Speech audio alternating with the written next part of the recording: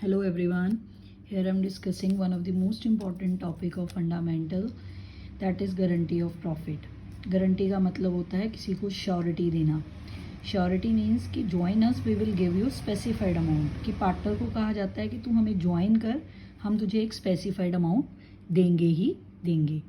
Guarantee new partner को भी दी जा सकती है, एग्जिस्टिंग को भी दी जा सकती है. अब मैं इसको कैलकुलेट कैसे करते हैं, इसके अंडर 2 केसेस आते हैं. अब मैं एग्जांपल के अकॉर्डिंग आपको समझाऊंगी. केस नंबर 1 है कि अगर 2 पार्टनर हैं, 3:2 रेशियो है, सी नया पार्टनर आप एडमिट कर रहे हो 1/4 शेयर के लिए. फर्म का प्रॉफिट 80,000 है, आप उसको गारंटी दे रहे हो 30,000. बस यही वाली इन्फॉर्मेशन गिवन है.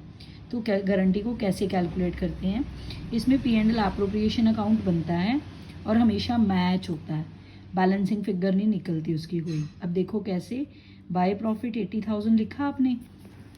अब उसको गारंटी कितनी दी थी, 1/4 शेयर कितना था उसका 1/4. 80,000 का आप 1/4 कर लो. 20,000 सी का शेयर हो गया, ये सी का शेयर हो गया. ठीक है, अब 60,000 बचा. 60,000 क्या आपका रिमेनिंग प्रॉफिट. ये किसको डिस्ट्रीब्यूट करोगे, ए और बी को, उनकी 3:2 की रेशियो में. 3/5 2/5. 36 ए के पास आ गया, 24 बी के पास आ गया. क्लियर हो गया. अगर आपको सिर्फ न्यू पार्टनर का शेयर दिया हो, शेयर वाला केस हो, तो कैसे करना है, जो प्रॉफिट गिवन होता है उस पर शेयर लगाओ, शेयर को बाहर निकालो, रिमेनिंग निकालो, रिमेनिंग पार्टनर्स को डिस्ट्रीब्यूट कर दो.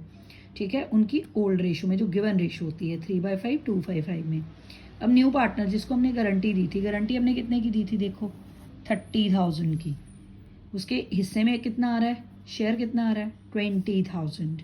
अब 10,000 कम है, कम को क्या बोलेंगे, डेफिशिएंसी. क्या बोलेंगे, डेफिशिएंसी. अब किसको ये डेफिशिएंसी कौन बॉर्न करेगा, कौन रिस्पॉन्सिबल है, कौन गारंटी दे रहा है, ए और बी. 3/5 2/5 अपनी ओल्ड रेशो में वो इसको शेयर कर लेंगे. 6,000 ए देगा, 10,000 का 4,000 बी देगा. ठीक है, ध्यान से देखो, अगर तो कुछ ना लिखा हो तो दोनों पार्टनर बेयर करेंगे. अगर एक का नाम लिखा हो तो अकेला वही बेयर करेगा. अगर कोई रेशो ना दी हो तो ओल्ड रेशो या गिवन रेशो में ही वो डिस्ट्रीब्यूट करेंगे. याद रखना, आई रिपीट, अगर कोई पार्टनर का नाम नहीं लिखा कि कौन डेफिशिएंसी बॉर्न करेगा, तो ए और बी करेंगे बॉर्न. ठीक है, और कोई रेशो ना लिखी हो तो वो अपनी ओल्ड रेशो में ही करेंगे. क्लियर हो गया.